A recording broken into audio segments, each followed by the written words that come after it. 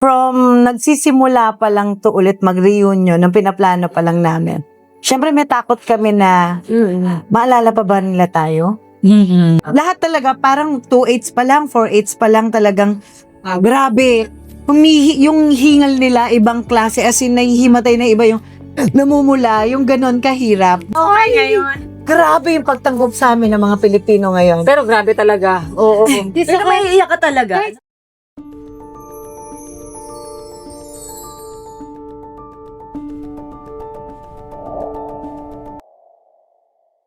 Good day, Vancouver, and hello sa mga viewers natin sa Philippines. Ngayon po, we are very excited dahil sa ang aming guest ngayon ay mga nagseseksihan at nagagalingang sumayaw. Ating i-welcome ang Sex Bomb Girls. Let's all welcome Miss Ira, Miss Rochelle, and Miss Wen.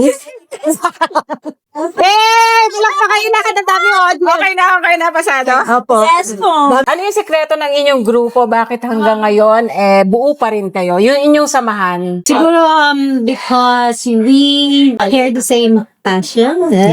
Kasi Magsira ka, English yun. English yung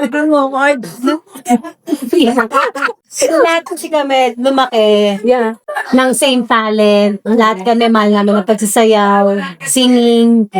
So, ilang years namin ginawa yan. Kahit matagal kami nawala sa industriya, bumalik kami kasi masyadong malalim ang passion talaga namin. At mahal na mahal namin. Iniwan mo. Okay, si Miss Rochelle? Ano na to? Yung... Joke lang. Siguro pagdating sa sa performance, masyadong ako, I'm proud sa Sex Bomb kapag pagdating sa performance, full out. Laging ganon. Lagi nilang binibigay yung 100, kung ilang percent man ng lakas nila talagang binibigay nila on stage. Kahit rehearsal pa lang and preparations pa lang ng lahat ng shows namin, makikita mo talaga yung dedikasyon, disiplina, yun, dun ako napaproud sa Sex Bomb. And then, kung may mga konting pagkakamali, i-remind mo lang din naman sila, and then, matik. Yes. Ano kami, yung rhythm namin sa stage, yung beat namin, isa lang talaga yung tinatahak Kumbaga na. nagkakaintindihan na agad. As one talaga kami sumasayaw sa stage, and yun yung siguro din na nakita ng tao na pagkakaiba namin sa ibang grupo. I'm not saying na hindi sila sabay-sabay, but Yung proud ka. doon ako proud sa grupo ko na talagang ibang klase kapag nasa stage na eh. Yeah. Kahit ako pag minsan, syempre, hindi mo maiwasan mapagod. Kahit ako kukuha ka talaga ng energy sa katabi mo, and marami sila noon na yung tulungan sa stage, yun, nangyayari yun lagi sa amin. And then, mata sa mata, nag-uusap lang kami, alam na namin. Oo. Hindi na kailangang minsan pag chismisan na yun kapag nagbubulukan. Pero, on stage pero kapag talagang sayawan na, ako, hands up ako sa Sex Bomb. Hands up. Talagang may pagmamalaki ko ang grupo ko.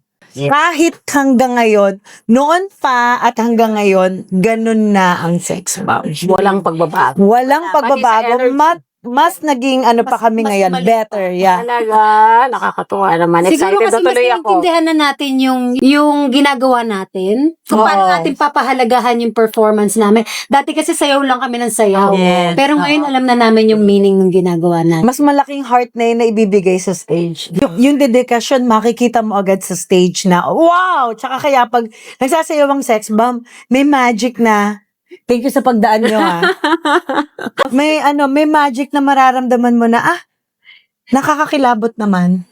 Kasi yung energy, lahat, mararamdaman mo na nakikipag-communicate ang Sex Bomb sa audience. Kahit na in a way na pagsasayaw ito. Walang mic, pero mararamdaman mo yung stage presence ng lahat. Grabe, no? Galing. Grabe ako, no? Okay, thank you po. Nag-rap ka? Talaga na po. Ay, hindi ba ba?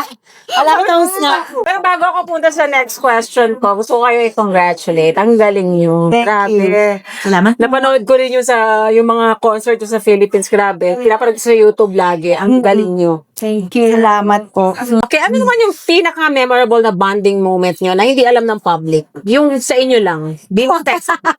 O tawanan, mukhang meron. Oo, yung hindi Hindi alam. ako absent sa banding eh.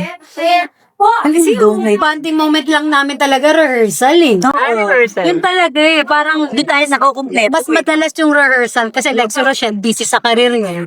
So pag nagkakasama-sama kami, kumpleto kami. Supporting actress. Yes. Congratulations. Top level, Iba yung mababa. level. Yeah. So, ang kagandahan lang sa kanya, hindi nakakalimot.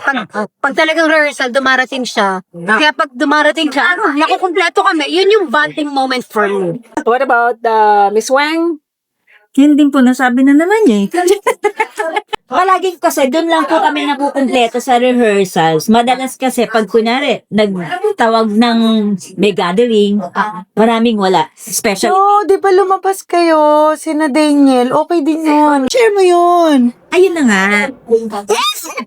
Saan yan? Saan yan? Saan yan? From ako dyan. Hindi, yun ang gusto ko malaman saan yan. Sa Balis eh.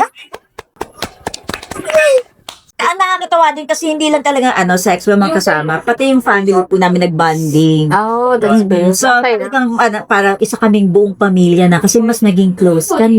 Tapos yun, nakukwento kung ano yung problema, share yung kung ano man yung mga, lalo na especially sa kids, o nagkakaroon ng mga ideas kung paano palakihin si ganito, paano yung tantrums si ganito, mga ganun. Lahat ba may anak na? Hindi naman. Hindi naman lahat. Karamihan. Karamihan. Talagang may mga nagtabaan ba? Oo O naman. ay, Aray ko. Alam mo, kasi ko nakikita ko alam mo, sa totoo lang, nung nag-start tayo September 1 na rehearsal, Yes. ang daming proseso na pinagdaanan ng sex bomb bago magkaroon ng concert bago magawa ang concert ng December 4. Ang September 1 pa lang, nag-start kami ng training.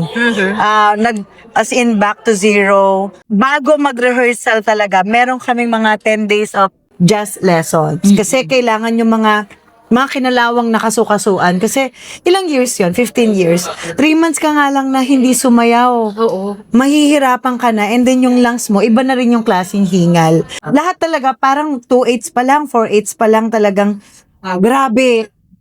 Yung hingal nila, ibang klase, as in, nahihimatay na iba yung namumula, yung ganon kahirap. Actually, sinabi ng co-producer namin, mula Susan Lim and then Susan Lim to NY Team, nung na-meet na namin si NY Team, nakita niya nung pangalawa or pangatlong araw na nakita niya na ang sex bomb.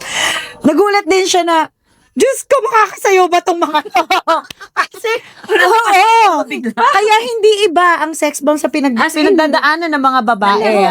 Pero yung disiplina, pinagdaanan, minsan hindi na yun nakukwento everyday. But yung hirap, kasi lagi ko silang nire-remind na, yung disiplina, hindi lang yan dito lang sa studio. Inuuwi yan sa bahay. Nagiging lifestyle yan. Hindi po pwedeng, dapat yung lifestyle maging maganda, maayos. Kasi magre-reflect yun sa sayaw mo eh. Katulad niya, ang galing. Mas magaling siyang sumayaw ngayon kesa noon. Really? Wow. Congrats. Kasi, sorry ipagmamalaki ko to. Kasi kapag katabi ko, sa opening part, hanapin niyo yun. Sa opening Abangan ng ko sex yan. bomb, nagulat ako, akala ko si Ira katabi ko. Uy, sabi si Ira, nagulat ako, zoom in ko, si Weng pala. Medyo malaki kasi ng hindi, pero magaling. Pero alam mo, ganon, malaki, as in, mabigat ang sex bomb, hindi lang siya. May documentary kami na hopefully mailabas. Makikita niyo yung difference ng ang lalaki talaga ng sex bomb na talagang hindi maiwasan na, hindi mo naman pintasan, pero yung effort na lang na makita, talagang nakaka-inspire ang sex bomb na makikita mo na, ay hindi pala talaga po pwedeng mag-stop yung buhay ko sa 40 na lang, na parang wala na akong future, na parang hanggang dito na lang ako, mag-aalaga na lang akong bata, magluluto na lang ako sa pamilya ko, no. Yeah. If makikita nyo ang sex bomb, multitasking ang sex bomb, and ibang klaseng disiplina yung pinapakita nila, and grabe yung laki, skin, effort, no? Pananamit. What about effort sa diet? No. Diet nyo, madami effort. Ay, diet, kailangan kasi pag nagsasayaw ka, hindi lang pag sumayaw ka, kakain ka na ng ganyang kalaki. Oh, yun nga. Kailangan talaga magpa-follow lahat eh. Kasi, ang hirap na sumasayaw ka, kumakain ka din ng kung ano yung amount na nawala sa yung calories, tapos kakainin mo rin ng doble. baliwala. So, kailangan talaga disiplina. Kailangan healthy food ang kakainin mo para, para strong. Parang idol mo. Sa dancer kasi dapat talaga physically fit. Yes. Kasi iba yung gaan ng feeling mo pag sumasayaw ka ng fit ka. Kesa sa, alam mo na, medyo mabigat yung feeling mo. Kasi mas madali ka mapagod. Nakakahingal. Nakakahingal. And kapag may lumalapit sa inyo na fan na nagsabing napasaya nyo yung childhood nila, ano yung nararamdaman nyo? Kasi part kayo ng childhood nila eh. Kumbaga, pinalaki nga ng sex bomb eh. Masaya talaga kasi para ma-inspire mo yung mga tao at gawin ka nilang example. Kasi feeling ko, like yung sinasabi ko nga na palagi na naging part kami ng daily life nila nung bata pa sila, bata pa rin kami noon.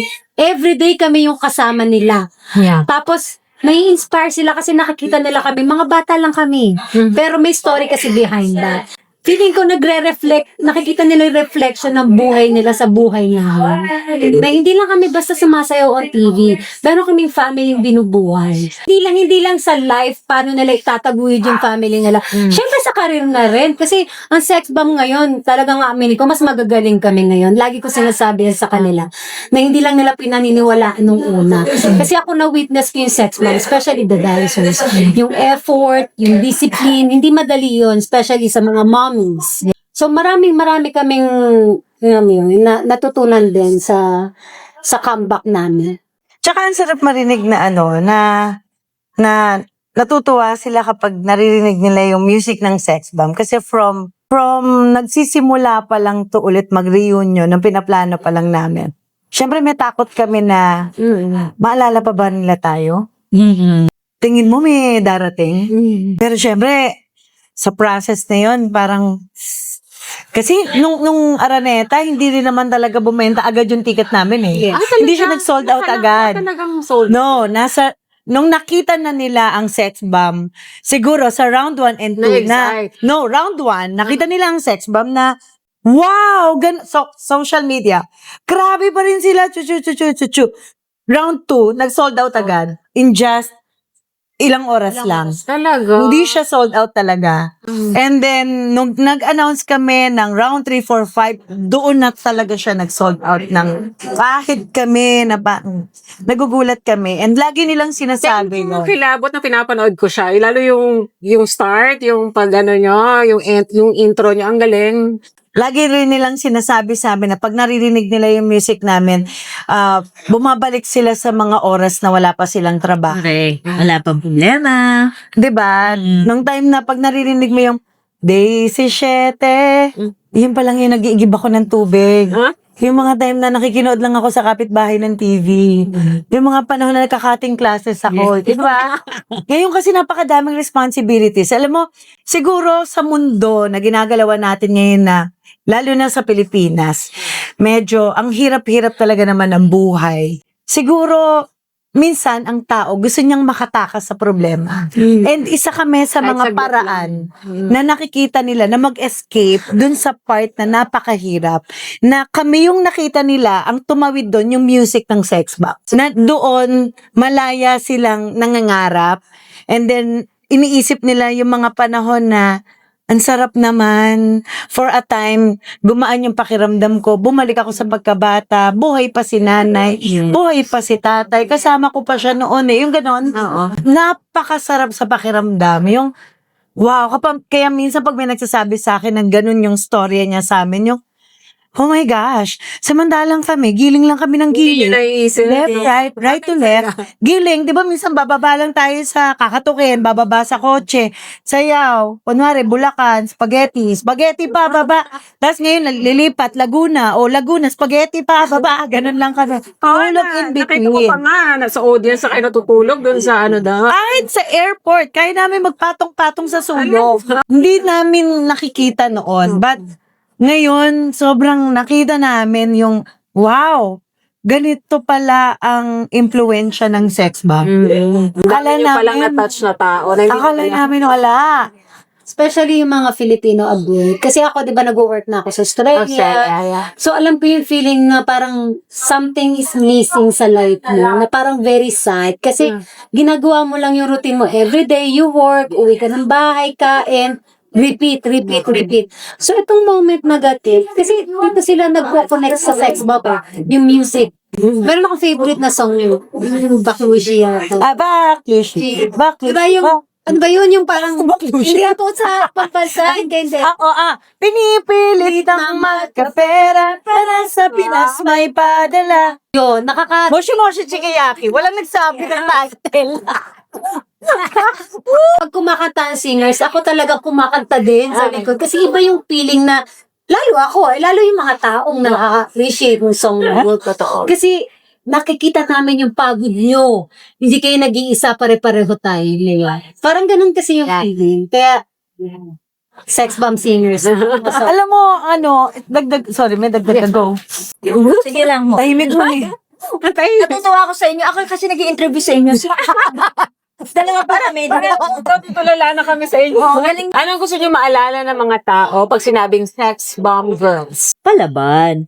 Kasi kami yung mga miss na kwarentahin na simula pa nag-umpisa kami sa Itbulaga, gano'n na kami. Lumalabang kami sa buhay para sa pamilya namin. Na ngayon naman, may mga sarili na po kaming pamilya, lumalaban pa rin kami. Yeah. Wala. Kasi hindi naman totoo na lahat palaban eh. Umaatras din po kami. Pero one step backward. Pero pag nag-forward naman, 10 beses. Yun. Ganun dapat. Kaya pala tahimik Minsan sila lang sa magsasalita. Minsan lang, pero Pak. napaka-deep. Ayun na yan, sama na. Ano yung mga magandang bagay na napapansin nyo sa mga Filipino dito sa abroad? Hindi lang dito sa Canada, pati sa US. Ano yung na-appreciate nyo sa mga Filipino? Ang init lagi ng pagtanggap dito. Ano yun? Alam mo, sorry nung 2004, hindi naman ganito yung pagtanggap sa atin. Sorry okay ngayon. Grabe yung pagtanggap sa amin ng mga Pilipino ngayon. Pero grabe talaga. Oo. Pero may iiyak ka talaga. Kahit saan ka mapunta, from airport pa lang may sumasalubong na sa amin. Na parang iba yung feeling. Oo. Ang lakas maka-international artist.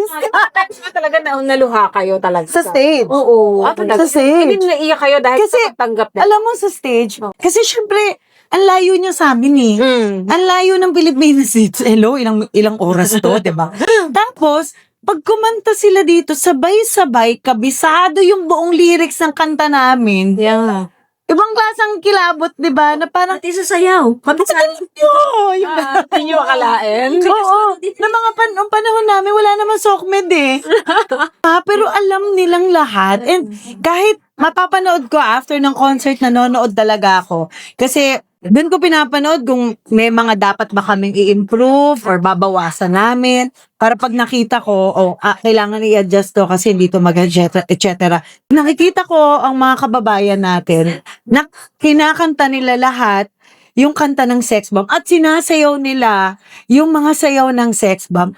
Oh my gosh! Kahit na napakalayo nila sa stage, kabisado nila. Kaya lagi kong sinasabi sa kanila, kailangan nating pumunta dun sa likod. Kasi kailangan nating ma-reach out at wala tayong ma-miss. Kasi bihira lang kami pupunta dito. Kailangan dapat ma-reach out namin lahat. Kasi ibang klase yung pagmamahal nila sa sex bomb. Sana may part 2 rin dito, no? Kasi part 2 kayo sa US.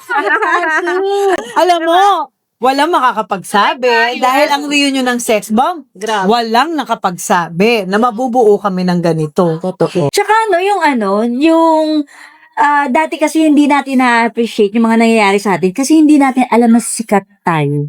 Nung dito lang. So hindi po pasok sa inyo. Work lang kami. Work lang kami. Tapos ito na nga, parang, ay, sumikat pala kami kasi, yun nga kasi, ang dami nakakakilala hanggang ngayon. Ilang taon kaming nawala, pero hanggang ngayon, kilala pa din kami. Sayaw namin kanta, katulad na sinabi ni Rock na, kilala pa rin, alam nilang kabisado sayaw, kabisado yung kanta. Nakakatuwa na, uy, sikat ba? Mabilisan sa mapot. Yeah. Kahit sabay-sabay. Okay. Laban or bawal? Laban. Heels or sneakers? Sneakers ako. Chinelas. Dancing or singing? Dancing. Pwede ba ako singing? TikTok or Instagram? Both. Both. TikTok. Both. Okay. Skirt or jeans? Jeans. Sexy or pretty? Sexy. Sexy. Sexy na nga rin. Sexy inside. Team Iyakin or Team Bungis-ngis? Daisy 7 or 37? Daisy Shete. Halo kay Ube or bakit Papa? Oh my God. Bakit papa? Kasi yun ang una. Oo. Ito, last. Diba? Para sa mga ayaw kayo agad. Spaghetti pataas or spaghetti pababa? Spaghetti pataas! Thank you so much. Ano ang biggest sacrifice na ginawa nyo para sa sex bomb and kung worth it ba? Yun, yung mahiwalay sa family. Oo. Hindi talaga una eh. Lalo ni mga, Siguro may ngayon, no, na masyado bata. kayong na-homesick. Yeah, si Aipa na sick na. Ayun nga, yung schedule eh, medyo tight talaga siya. So, pagdating namin doon, kailangan umalis ulit. Okay, last, can you invite the Vancouver fans sa inyong concert sa Friday? Magkita-kita po tayo this coming Friday, July 24, sa Queen Elizabeth Theater po. Magpapasabog kami ng bonggong-bongga. Yes! See ya! Pwede ba sabay-sabay? Get, Get! Thank you so much! Thank you, Thank you sa inyo mga... Wala pong ano. Thank you. Thank